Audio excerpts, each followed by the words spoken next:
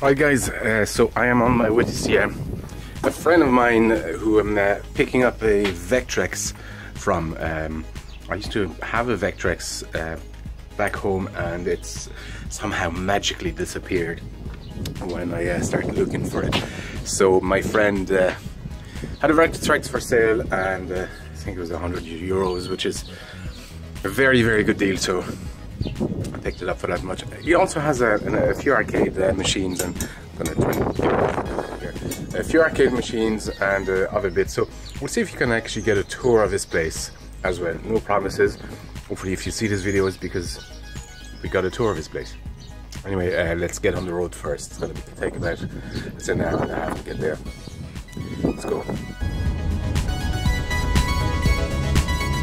Right, I'm in my friend's room here and just helped him just disconnect the monitor, but let's go upstairs in the game room and pick up the Vecchi.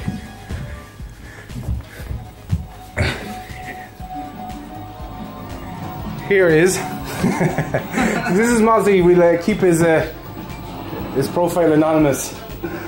Right, but that's what machines have you got here working? I see Astro City. An Astro, a Thomas Webb SD, a Jalico Polymer 4, a Velux L at the moment, and an Aero City on the way.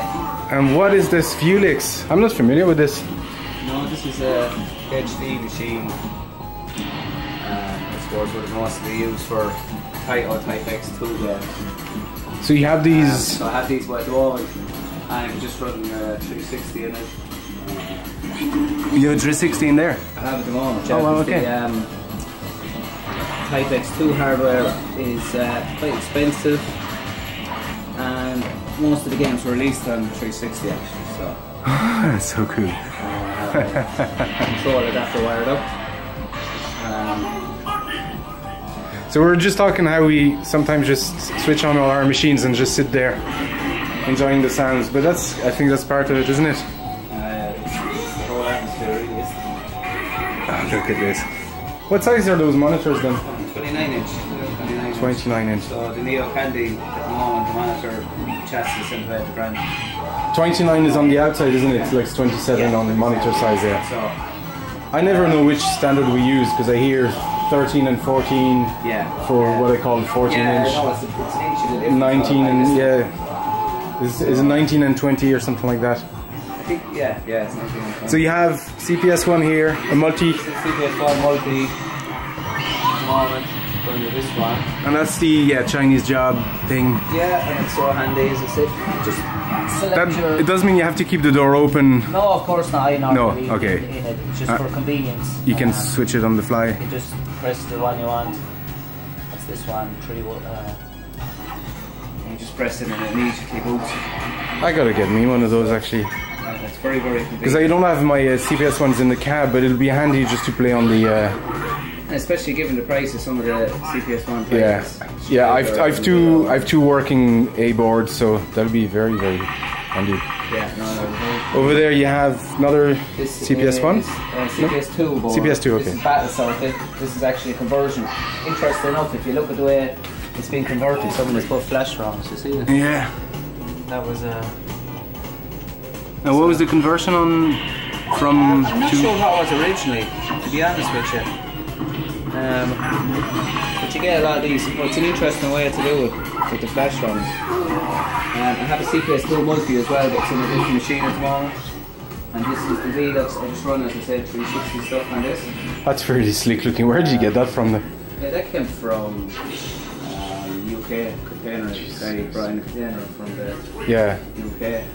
But it's nice for the HD games, you know. So were these in Ireland at all at the time then, or these types of... Astro Cities have been in Ireland. There has been a few come up for sale out of arcades. Neo Candy, no, very unlikely.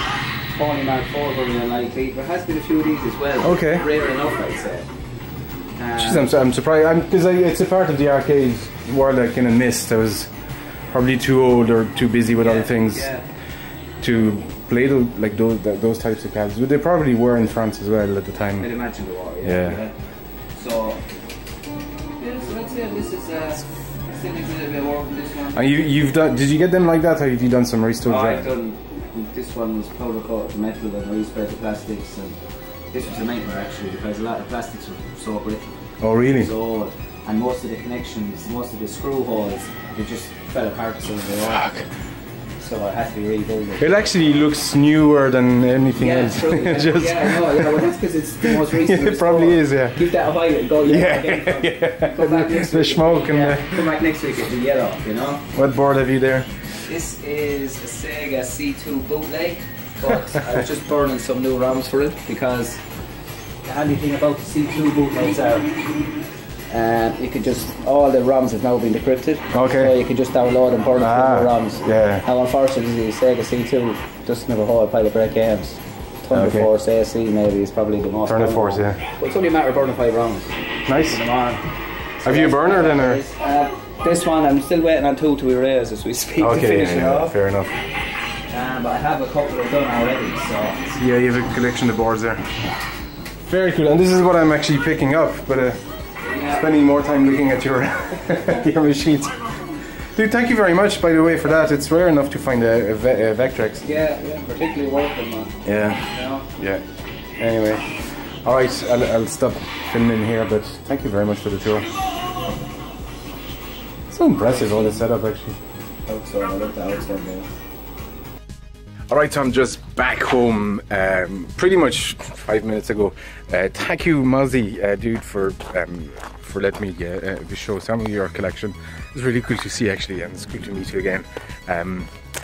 Anyway, I'm just going to show you the stuff I got. I'm going to flip this camera over. Here it is.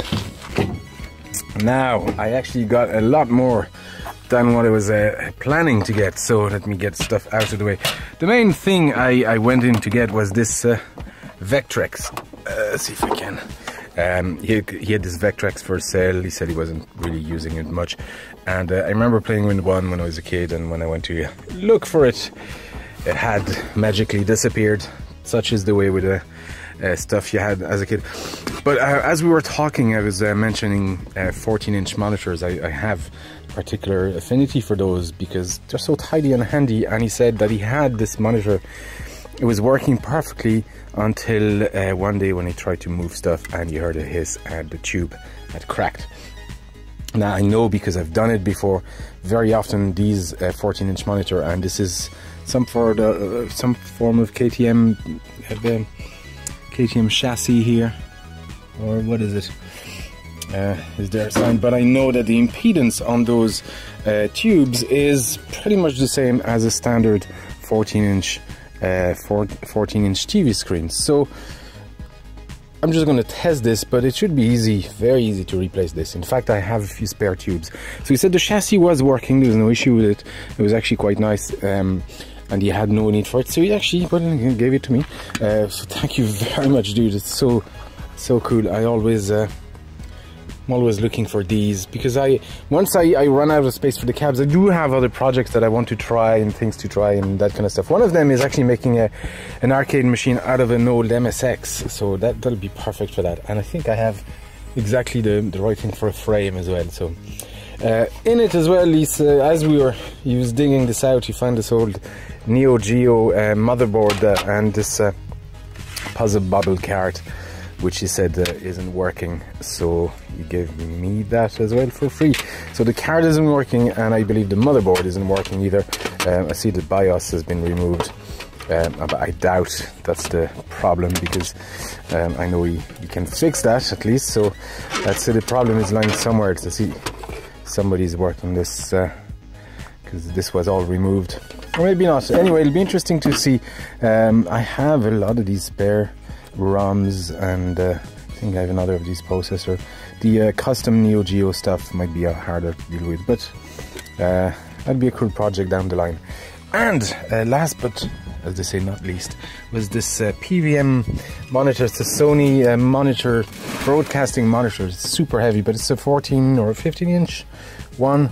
It's got sound as well, which is rare enough in these guys.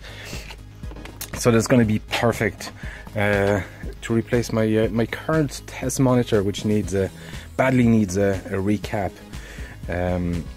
And yeah, so thank you very much, dude, for all that. I mean, I went to, and I paid already for the Vectrex via PayPal, so that was handy. I just picked it up, but I didn't expect to pick all this up as well. So let me get this out of the van, get a better view of all that, and get back to you there. And well, there you go. This is the Vectrex running. I don't have any overlays, and there's only one game, Scramble, but it's running. It definitely needs a cap and probably a clean on a lot of the pods, but that's okay. So cool to have one of these again.